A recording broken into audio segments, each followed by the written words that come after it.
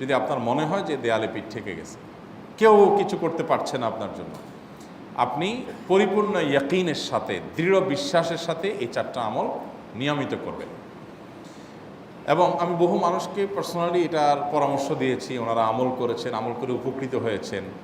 এরকম বহু মানুষ আছেন, বৃদ্ধ মানুষ, বাবা ক্যান্সারে আক্রান্ত হয়েছেন অনেক দেরিতে, আল্লাহ তাআলা অলৌকিকভাবে সাহায্য করেছেন।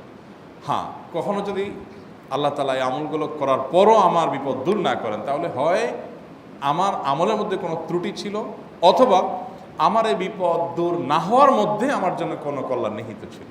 আল্লাহ তাআলা আমার দোয়া কবুল করে যে উপকার হতো তার চাইতে বেটার কিছু হয়তো আমাকে দিবেন, এই ইয়াকিন একজন ইমানদারের থাকবে। সেই 4টা আমলের 1 নম্বর হলো ইস্তেগফারের আমল। ইস্তেগফার, আপনি ফেসে গেছেন কোনো জায়গায়, কোনো উপায় পাচ্ছেন না, আপনি ইস্তেগফার করতে থাকেন। আস্তাগফিরুল্লাহ ওয়া আতুবু ইলাইহি, আস্তাগফিরুল্লাহ ওয়া আতুবু ইলাইহি, আস্তাগফিরুল্লাহ ওয়া আতুবু ইলাইহি, আস্তাগফিরুল্লাহ, আস্তাগফিরুল্লাহ, আস্তাগফিরুল্লাহাল্লাযী লা ইলাহা ইল্লা হুয়াল হাইয়ুল কাইয়্যুম ওয়া আতুবু ইলাইহি ওয়া লা হাওলা ওয়া লা কুওয়াতা ইল্লা বিল্লাহ। اللهم أنت ربي لا إله إلا أنت خلقتني وأنا عبدك وأنا على عهدك ووعدك ما استطعت أعوذ بك من شر ما صنعت أبوء لك بنعمتك علي وأبوء لك بذنبي فاغفر لي فإنه لا يغفر الذنوب إلا أنت সাইয়্যিদুল ইস্তিগফার। এভাবে যে কোনো ইস্তিগফার করতে থাকেন, আপনি বেশি বেশি করে আল্লাহর কাছে ইস্তিগফার, ক্ষমা প্রার্থনা করতে থাকেন, খুব বেশি। আপনার 2 ঠোঁটে অনবরত আপনি চাইতে থাকেন আল্লাহর কাছে ক্ষমা। এই ইস্তেগফার সম্পর্কে নবী করিম সাল্লাল্লাহু আলাইহি ওয়াসাল্লাম বলেছেন, মাল্লাজিমাল ইস্তেগফার, যে ব্যক্তি ইস্তেগফারকে আঁকড়ে ধরবে, আঁকড়ে ধরা মানে কি, এটা ছাড়বে না, সে পড়তেই থাকবে অনবরত। টয়লেটে যাওয়ার সময়টা, ঘুমের সময়টা, খাওয়ার সময়টা বাদে, অবসর নামাজের সময়টা বাদে, ওকে সারাক্ষণ সে ইস্তেগফার করবে। এরকম যদি কেউ করে, আল্লাহ রাব্বুল আলামিন জাআলাল্লাহু লাহু মিন কুল্লি হাম্মিন ফারাজা ওয়া মিন কুল্লি যায়কিন মাখরাজা, সকল পেরেশানি থেকে, সকল টেনশন থেকে বের হওয়ার পথ আল্লাহ তাআলা অলৌকিকভাবে তার জন্য আবিষ্কার করে দিবেন। এবং আমি আমার জীবনে যেটা বলেছিলাম, বিস্তারিত বলতে চাই না, এরকম পরিস্থিতি আসছে যে চোখের সামনে কোনো আপাতত রক্ষার কোনো পথ আর খোলা নেই, এমন ভয়াবহ বিপদ। ইস্তেগফার করতে করতে এমনভাবে আল্লাহ তাআলা সাহায্য করেছেন যে এটা কল্পনা করলেও মনে হয় যে স্বপ্নের মতো। কিভাবে এখন এই লোক এই জায়গায় আসলো আমার সাহায্যের জন্য, এই লোক তো এটা আমি এই জায়গায় আসার কথা না, টিকুনি এসে হাজির হয়ে গেলেন এবং উপকারটা, আমার সমাধানটা হয়ে গেল সমস্যা। তো আলহামদুলিল্লাহ, বহুবার আমি পরীক্ষা করেছি, আর আমার পরীক্ষার 2 পয়সার দাম নাই। হাদিসে বলা আছে, গ্যারান্টি দেওয়া আছে, আমার পরীক্ষা করলেই কি না করলেই। তাহলে একটা আমল হলো কি, ইস্তেগফার। সব সময়ের জন্য এটা কন্টিনিউয়াস করবেন, আর এমনিও অবসর সময় ইস্তেগফার করবেন। আরবদের মধ্যে সৌন্দর্য আছে, তারা বিভিন্ন ডাক্তারের ওয়েটিং রুমে বা বিভিন্ন জায়গায় মানুষ যেখানে অপেক্ষা করে পাবলিক প্লেসগুলোতে লিখে রাখে ইস্তেগফার করুন, আপনার হাইওয়েগুলোর পাশে লেখা থাকে ইস্তেগফার করুন, এবং তারা আসলে একটু পরপর দেখা যায় ইস্তেগফার করে। ভালো মন্দ গুণ সবার মধ্যে আছে, তাদের এই ভালো গুণটা আছে, ইস্তেগফার বেশি বেশি করা। আমরা ইস্তেগফার সচরাচর এইভাবে অনবরত অবসর সময় করার অভ্যাস অনেকের মধ্যেই নাই। আমরা এটা চালু করবো ইনশাআল্লাহ। বিশেষ করে যখন কোনো সমস্যা হবে, তখন ইস্তেগফার চলতে থাকবে মুখে অনবরত। ধীরে ধীরে মহব্বতের সাথে নিজেকে, নিজের পাপ অপরাধগুলোর কথা স্মরণ করে আল্লাহর কাছে মাফ চাইতে থাকবো, পেরেশানি দূর হবে ইনশাআল্লাহ। 1 নাম্বার 2, দুরুদ। নবী করিম সাল্লাল্লাহু আলাইহি সাল্লামের প্রতি দুরুদ পাঠ করা, এটা যদি আপনি নিয়মিত করতে থাকেন মহব্বতের সাথে, আল্লাহুম্মা সাল্লি আলা মুহাম্মদ ওয়া আলা আলি মুহাম্মদ কামা সাল্লাইতা আলা ইব্রাহিম ওয়া আলা আলি ইব্রাহিম ইন্নাকা হামিদুম মাজিদ, আল্লাহুম্মা বারিক আলা মুহাম্মদ ওয়া আলা আলি মুহাম্মদ কামা বারাকতা আলা ইব্রাহিম ওয়া আলা আলি ইব্রাহিম ইন্নাকা হামিদুম মাজিদ। আপনি একবার ছোট দুরূদ যদি পড়েন, সাল্লাল্লাহু আলাইহি ওয়াসাল্লাম, সাল্লাল্লাহু আলাইহি ওয়াসাল্লাম, আল্লাহুম্মা সাল্লি আলা মুহাম্মদ ওয়া আলা আলি মুহাম্মদ, শুধু এইটুকু পড়েন। জাযাল্লাহু আন্না মুহাম্মাদাম মা হুয়া আহলু, শুধু এইটুকু পড়েন।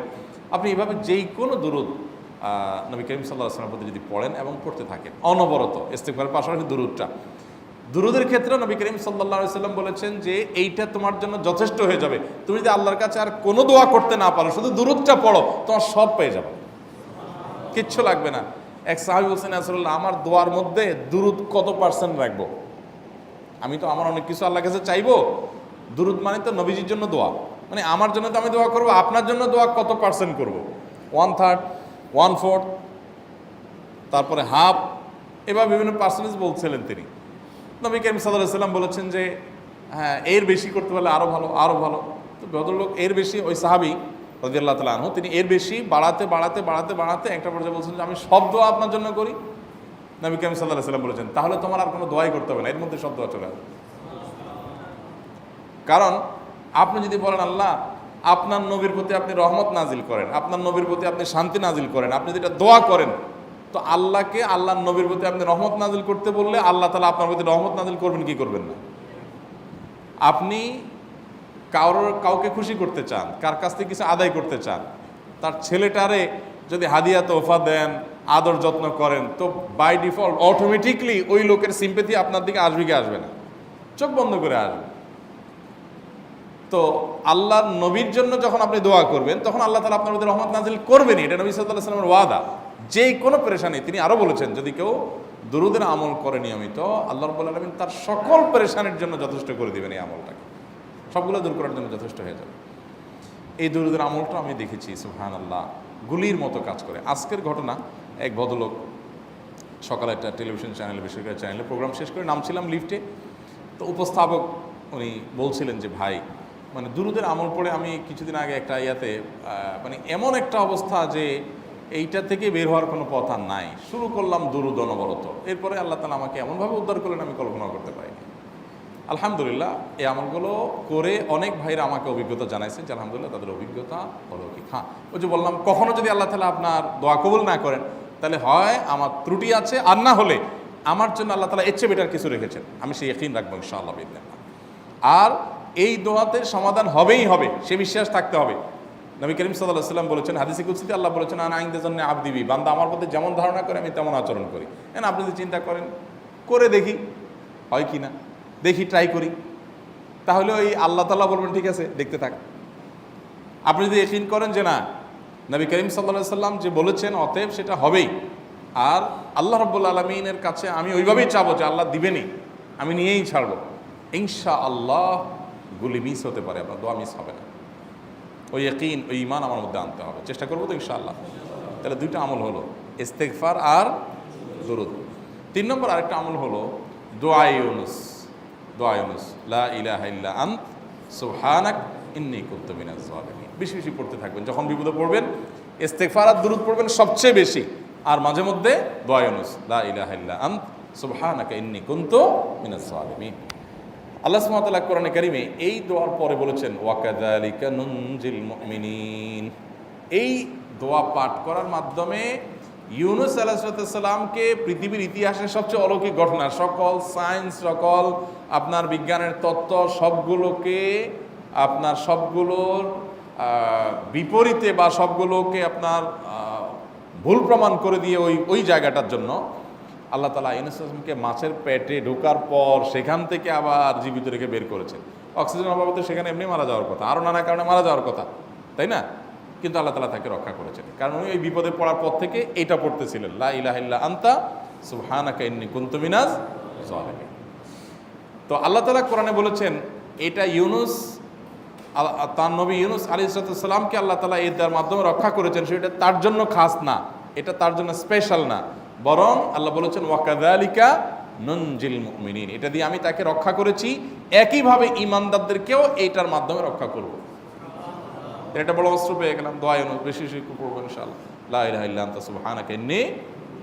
আমার দেশে আবার দেখা যায় বিপদ হয়ে গেলে তখন হুজুর ভাড়া করে যে ভাই আপনারা সবাই মিলে এটা 1 লাখ বার পড়ে দেন, 1.25 লাখ বার পড়ে দেন, টাকা দিমু আপনারা পড়ে দেন। আপনারটা আপনি পড়বেন ভাই, হুজুরদের কাছে দোয়া চান সমস্যা নাই, আর হুজুরদেরকে খাটায়া টাকা দিবেন কেন, এমনি টাকা দিবেন না দিয়া। আর এই দোয়া নিজে নিজে করতে থাকবেন। ইউনুস আলাইহিস সালাম ওই সময় কি লোক ঠিক করছিলেন যে ভাই আপনারা সবাই দোয়া ইউনুস পড়েন, আমি গেলাম, আমি মাছের পেটে গেলাম, আপনারা বসেন সবাই দোয়া ইউনুস পড়া দেবেন, করছেন উনি? ওনারটা উনি করছেন, তো আপনারটা আপনি শুরু করবেন, দোয়া ইউনুস না। 4 নম্বর আমল হলো ইয়া যাল জালালি ওয়াল ইকরাম। এটা বিশেষ করে পাঠ করবেন। নবী করিম সাল্লাল্লাহু আলাইহি ওয়াসাল্লাম বলেছেন আলিজু বিয়া যাল জালালি ওয়াল ইকরাম। ইয়া যাল জালালি ওয়াল ইকরাম এইটাকে তোমরা আঁকড়ে ধরবে। ইয়া যাল জালালি ওয়াল ইকরামের মানে কি? এটা আল্লাহকে ডাকা, আর কিছু না। এবং হাদিসে বর্ণিত দোয়া, এটা মাসনুন দোয়া। ইয়া যাল জালালি ওয়াল ইকরাম মানে হে মহা ক্ষমতার অধিকারী, প্রতাপশালী এবং সম্মানের মালিক। এটা বলার মানে হলো আল্লাহর কাছে নিবেদন করা, যেহেতু আপনার প্রতাপ আছে, আপনার জালাল আছে, আপনার বড়ত্ব আছে, হে বড়ত্বের অধিকারী এবং হে সম্মানের অধিকারী, আপনার যেহেতু আল্লাহ তাআলা এটা, আপনার যদি এটা আছে, অতএব হে আল্লাহ আপনি আমাকে এটা দান করুন, আপনার সেখান থেকে আমার প্রতি রহম করুন, আপনার সেখান থেকে আমাকে, আপনার বড়ত্ব থেকে আমাকে আপনি হেফাজত করুন, আপনার একরাম থেকে আমাকে আপনি, তা দিয়ে আপনি আমাকে রহম করুন। তো সেই দোয়া আল্লাহ তাআলার কাছে নিবেদন করতে পারি, ইয়া যাল জালালি ওয়াল ইকরাম। এর পাশাপাশি তাহাজ্জুদের নামাজ এবং যে কোনো নফল নামাজ। কারণ নবী সাল্লাল্লাহু আলাইহি সাল্লাম ইজা হাজাবাহু আমরুন সাল্লা, নবীজি সাল্লাল্লাহু আলাইহি সাল্লামের কোনো পেরেশানি শুরু হলে আগে ওযু করে 2 রাকাত নামাজ পড়তেন, ওযু করে 2 রাকাত নামাজ পড়তেন। আমাদের যখন পেটে ব্যথা শুরু হয় আগে কার কথা মনে পড়ে?